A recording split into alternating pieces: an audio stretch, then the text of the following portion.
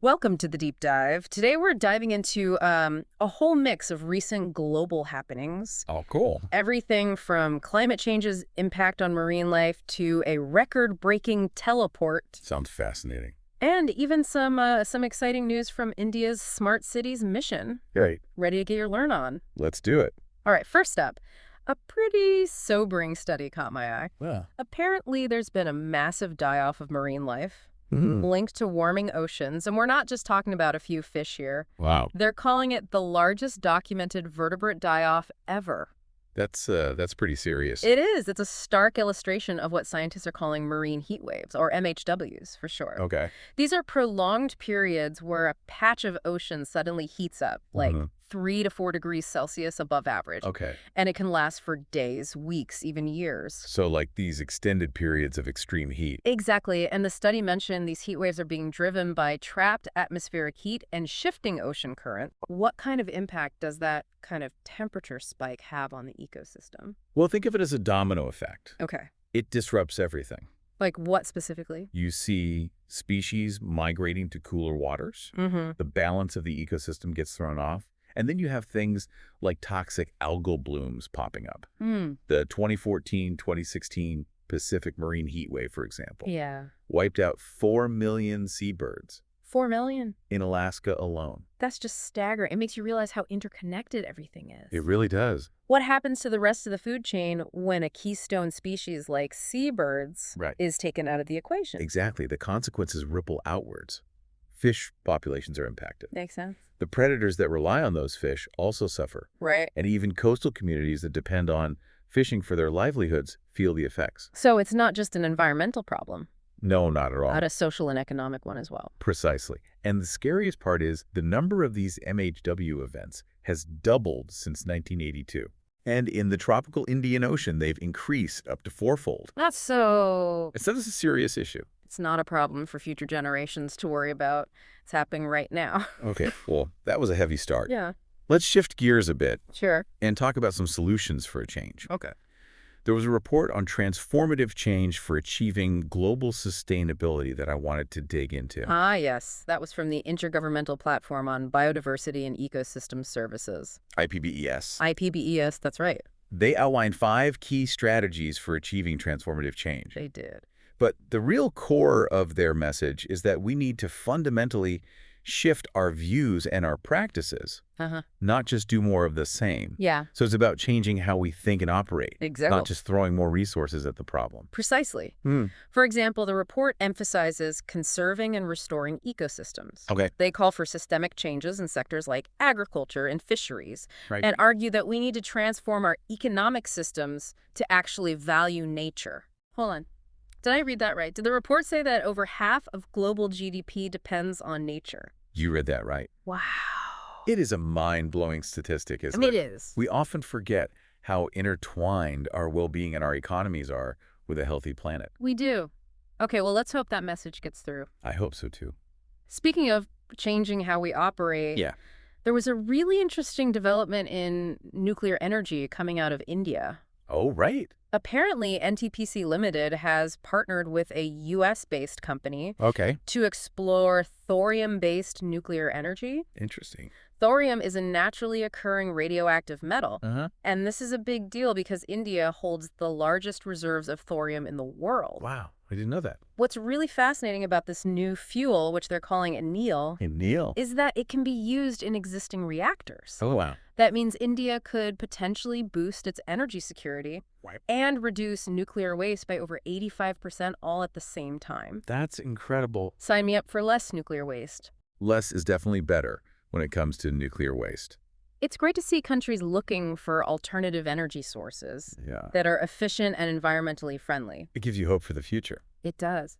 But speaking of closer to home, literally, I was reading about the National Green Tribunal in India issuing a notice about the concerning levels of ground-level ozone in Delhi. Oh, right. I saw that. Can you explain why that's such a big deal? Absolutely. Mm, A lot of people get confused because we always hear about the ozone layer protecting us from the sun. right.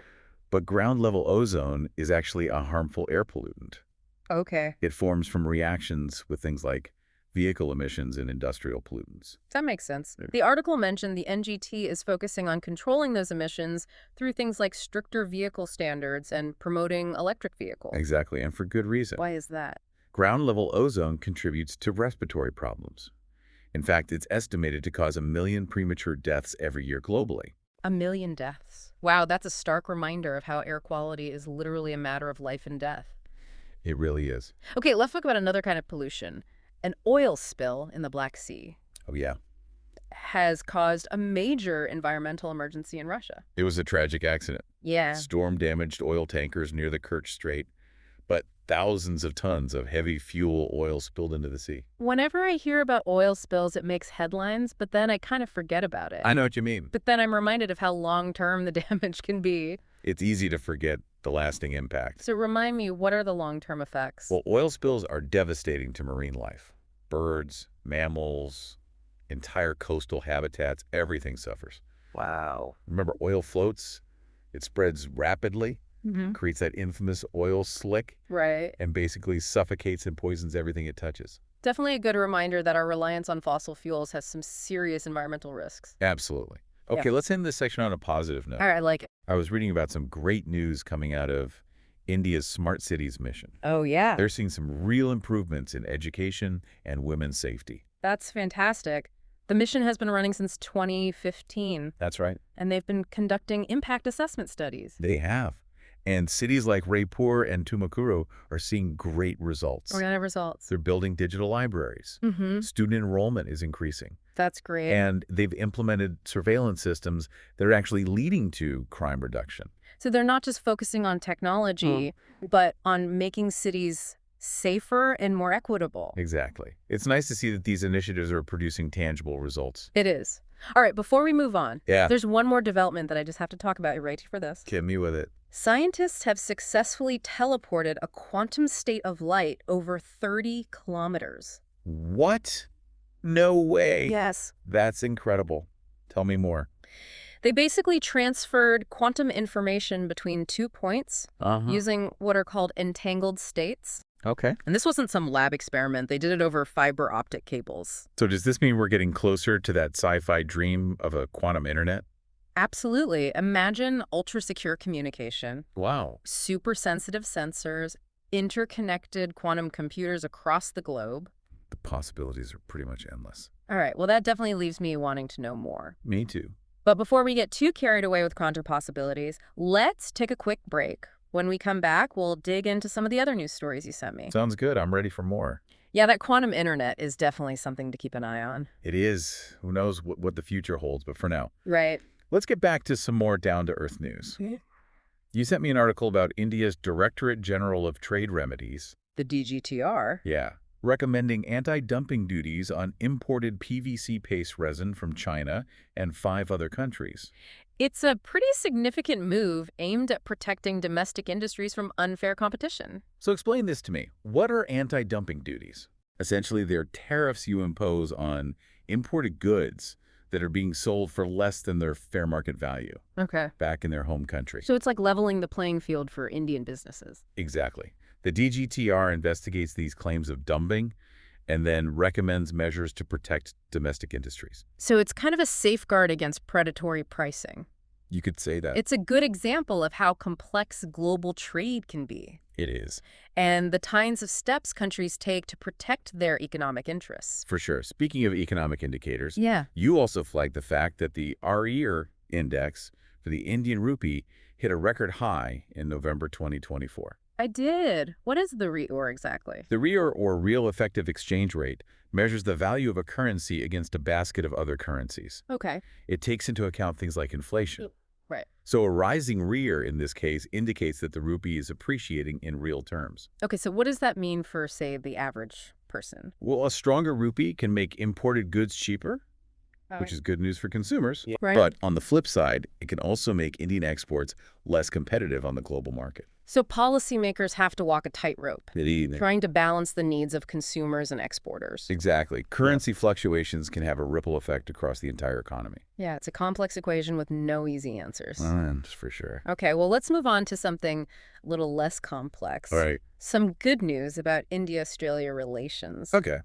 It looks like the India-Australia Economic Cooperation and Trade Agreement, or ECTA, The ECTA, yeah. has completed 2 years of successful implementation. It has been a very successful agreement so far. In what ways? Bilateral trade between the two countries has grown significantly. Merchandise trade jumped from 12.2 billion USD in 2021 to 26 billion USD in 2022-2023. That's a huge jump. It just goes to show the potential for win-win economic partnerships. So what's been the key to its success? Well, under the ECTA, a large percentage of imports from India to Australia are now tariff-free. That's made a big difference in increasing trade flows. It's a good reminder that trade agreements, when done right, can really boost cooperation and growth for everyone involved. Absolutely. Now, you also sent me an article about Kamarjar Port in Tamil Nadu. I did. And how it's seen a big surge in cargo handling capacity. Kamarjar Port, formerly known as Annur Port, is one of India's 12 major ports. That's right. They've been strategically developing it to handle a variety of cargo. They have. Including containers, coal automobiles. It's becoming a key hub. It's playing a bigger and bigger role in facilitating trade and economic activity in the region. And the article mentioned a 154% increase in cargo handling capacity. It did, that's right. It's a testament to the port's growing importance. And to India's efforts to modernize its port infrastructure. Exactly. It's all part of the bigger picture of enhancing India's maritime capabilities. It is. It's interesting to see how these infrastructure investments can really pay off. They do. Okay, now for something completely different. I saw that the Wildlife Institute of India is launching the country's first fishing cat collaring project. Yes. This project is happening at the Karinga Wildlife Sanctuary in Andhra Pradesh. Interesting. It's going to be fascinating. Tell me about it. They're going to be attaching GPS collars to fishing cats. Really? Which are a vulnerable species found in wetlands and mangroves. I didn't know that. The goal is to study their movement patterns, how they use their habitat, all that kind of information. That's really cool. It's amazing how technology can be used for conservation efforts. It is. I never would have thought of putting a GPS collar on a cat. It's a great example of how we can use technology to better understand the ecological role of species. Right. And the threats they face. Makes sense. It can help us develop much more effective conservation strategies. Okay, well, shifting gears again. Sure. Let's talk about some developments in the healthcare sector. Okay. You sent me an article about the Delhi High Court ordering the signing of an MOU for the PM Ayushman Bharat Health Infrastructure Mission. PM-ABHIM for short. PM-ABHIM. This mission was launched back in 2021. Okay. And it's all about strengthening India's healthcare infrastructure. The goal is to improve access to quality healthcare services across the country. So what does that involve practically? It involves building new hospitals, upgrading existing facilities, and bolstering disease surveillance systems. It sounds like a major undertaking. It involves a significant financial outlay, but it's a crucial investment. Right. The Delhi High Court's order ensures that the mission is implemented effectively in the Capital Territory, which will benefit millions of residents. Access to quality healthcare is so important. It is. And initiatives like this play a key role in making sure everyone has that access. Right. Regardless of their background now, on a more somber note. Yeah. You sent me an article about a tragic plane crash in South Korea. The Jeju airplane was flying from Bangkok to South Korea. Right. And unfortunately, it crashed on landing, resulting in a significant loss of life. It's a stark reminder of the risks associated with air travel. Even with all the advancements in aviation technology we've seen. Sometimes these things just happen. It's definitely a reminder that accidents can happen. Yeah. And that safety protocols and continuous improvements are absolutely essential. For sure. Okay, let's end this section with some news about India-Nepal relations. All right. It looks like an Indian Army contingent has traveled to Nepal to participate in the Surya Kiran Joint Military Exercise. This is the 18th edition of this annual exercise. That's right. It's conducted alternately in India and Nepal. It is. And the goal is to enhance interoperability between the two armies and foster closer military ties. It's a great way to build trust and cooperation. So what does the exercise involve? They focus on a variety of aspects of warfare, including jungle warfare, counterterrorism operations, and humanitarian assistance and disaster relief. It's great to see this kind of collaboration. It is. Not only does it strengthen military cooperation, Right. but it also symbolizes the strong bond between India and Nepal. These kinds of exercises are really important for regional stability and security. They are. They build trust and allow both sides to learn from each other. Absolutely. Yeah. And now back to the future, Back to the future. or at least the potential future of a quantum internet. I'm still thinking about that teleportation. I know, it's hard to wrap your head around. It is. It's just mind-blowing when you think about it. It is this breakthrough shows that we can use existing infrastructure, Right. those fiber optic cables we were talking about. Yeah. For quantum communication, it brings the possibility of a quantum internet much closer to reality. Imagine a world with ultra-secure communications, It's mind-boggling. super sensitive sensors, interconnected quantum computers spanning the globe. It sounds like science fiction. It does, but science fiction has a way of becoming reality. It does. The implications for fields like cybersecurity, scientific research, technological innovation are enormous. It's an exciting time to be alive. Well, maybe a little scary too, depending on how this technology is used. That's true. Every new technology comes with its own set of challenges. But before we spiral down that rabbit hole, let's move on to the last few articles you sent. All right, let's do it. All right, we're back for the final stretch of our deep dive. I feel like we've circled the globe a few times today, from the depths of the Black Sea Yeah. to the bustling ports of India and even into the realm of quantum teleportation. It's been quite a journey. It has, but before we wrap up, Okay. I want to shift gears for a moment Sure. and talk about something a little closer to home. Yeah. Literally, you sent me an article about property prices in Mumbai. Oh, yeah, those. Apparently, they've been on an upward trend for the past 15 months. It's an interesting trend, especially considering that other major cities globally have seen property prices stagnate or even decline. So Mumbai is kind of an outlier. It seems to be bucking the trend. What's driving this sustained growth? Ah. Is it purely a supply and demand issue? It's a complex mix of factors. On the demand side, you have a growing population, Right. a thriving economy, and a limited supply of land. Mumbai is an island city, after all. Right. On the supply side, there are challenges with infrastructure development and bureaucratic hurdles. All of this contributes to upward pressure on prices. So it sounds like a classic case of too much money chasing too few properties. You could say that. What does this mean for the average person looking to buy a home in Mumbai? It makes affordability a major concern. Yeah. Rising property prices can push homeownership out of reach for many people, Right. particularly those in lower and middle income brackets. It's a reminder that economic growth doesn't always translate into a better quality of life for everyone. That's a good point. Speaking of quality of life, Yes. you also flagged an article about the rise of digital nomads in India. I did. It's a fascinating trend. It is. More and more people are choosing to work remotely, taking advantage of technology to live and work from anywhere in the world. The freedom is definitely appealing. And India is becoming an increasingly popular destination for digital nomads. It is. What's drawing them to India specifically? It's a combination of factors. India offers a relatively low cost of living, Okay. a rich culture, diverse landscapes, and a growing digital infrastructure.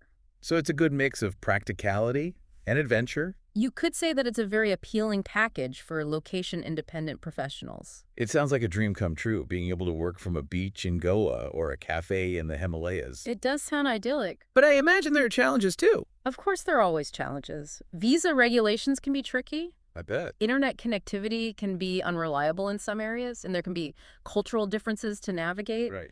But for those who are adaptable and embrace the adventure, Yeah. it can be an incredibly rewarding experience. It's definitely a sign of the times. It is. The way we work and live is changing rapidly, and it's opening up new possibilities for people all over the world. Agreed. All right, let's wrap up with one last article. Yep. This one is a bit more philosophical. Right. It's about the concept of happiness. Ah, yes. The elusive pursuit of happiness. A topic that has fascinated philosophers and psychologists for centuries. It has. This article argues that happiness is not a destination, but a journey. Interesting. It's about finding joy in the everyday moments and cultivating a sense of gratitude. I think that's a very wise perspective. We often get caught up in the pursuit of external goals, Yeah. thinking that once we achieve them, we'll finally be happy. But true happiness comes from within. So it's not about what you achieve, No, but how you experience life. exactly. It's about appreciating the simple things in life and finding meaning in our experiences. It's a good reminder to slow down, take a deep breath, and appreciate the present moment. Couldn't agree more. So as we reach the end of our deep dive, I Hmm. want to leave you with this thought. What stood out to you in all of this?